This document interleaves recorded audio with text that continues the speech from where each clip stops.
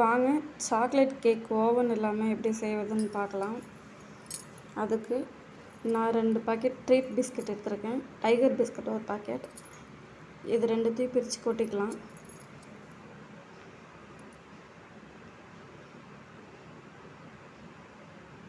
கொட்டிட்டு நல்லா உடச்சி விட்டுருங்க.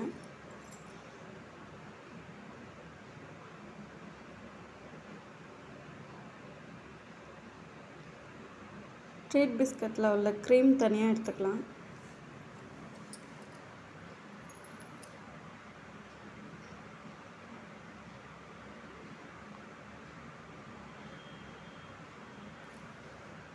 நிறைய பேர் லைக் பண்ணாமல் இருக்கீங்க. லைக் பண்ணிவிட்டு பாருங்கள் ஃப்ரெண்ட்ஸ்.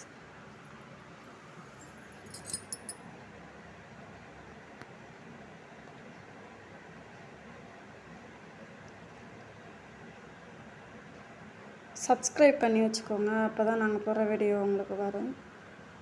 இந்த மாதிரி எடுத்து வச்சுக்கோங்க. க்ரீம் தனியாக, பிஸ்கட் தனியாக. அதை இப்போ உடச்சி ஒரு மிக்ஸி ஜாரில் போட்டுக்கலாம்.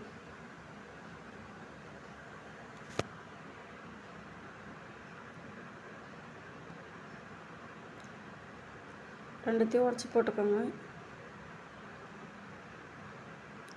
சர்க்கரை தேவையான அளவு போட்டுக்கோங்க. நாங்கள் 2 ஸ்பூன் போட்டிருக்கோம்.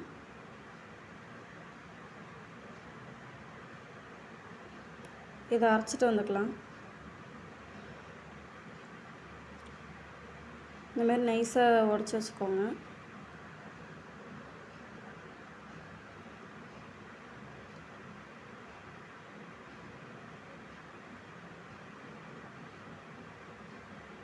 பேக்கிங் சோடா இருந்தால் கொஞ்சம் சேர்த்துக்கோங்க. இதில் நான் கொஞ்சமாக பால் பவுடர் சேர்த்துருக்கேன். உங்களுக்கு தேவைன்னா சேர்த்துக்கோங்க. சேர்த்துட்டு க்ரீம் தனியாக எடுத்து வச்சுருக்கோம்ல, அதில் கொஞ்சமாக பால் ஊற்றிட்டு நல்லா கலக்கி விட்டுறலாம்.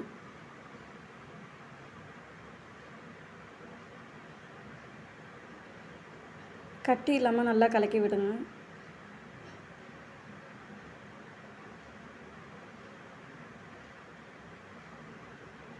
இந்த பதத்துக்கு நல்லா கலக்கி வச்சுடுங்க.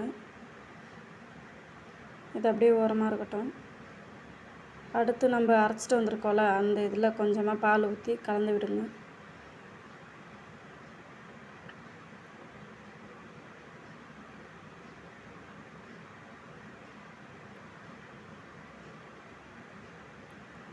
நல்லா கலரிக்கிட்டே இருக்கும். இந்த பதத்துக்கு கலரி விட்டுருங்க. இப்போ ஒரு பபிள்ஸ் மாதிரி வரும்.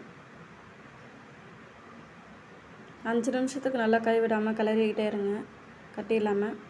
எங்கள்கிட்ட அந்த கேக் டின் இல்லை, அதனால் நாங்கள் ஒரு கப் எடுத்து அதில் நெய் தடவி வச்சுருக்கோம். அதில் இப்போ சேர்த்துக்கலாம்.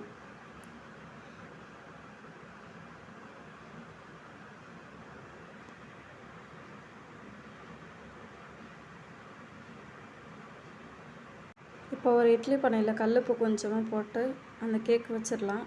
ஃபஸ்ட்டு மூடி போட்டுருங்க. அப்புறம் ஒரு பிளேட்டில் கொஞ்சமாக நெய் தடவி வச்சுக்கோங்க. பட்டர் இருந்தால் பட்டர் தடவிக்கோங்க. நாங்கள் நெய் தான் தடவி வச்சுருக்கோம். அவ்வளோதான் ஃப்ரெண்ட்ஸ், சாக்லேட் கேக் சூப்பராக ரெடி ஆகிடுச்சு. நீங்களும் வீட்டில் ட்ரை பண்ணி பார்த்துட்டு எப்படி இருக்குன்னு சொல்லுங்கள். நீங்கள் எப்படி வேணாலும் டெக்கரேஷன் பண்ணிக்கலாம்.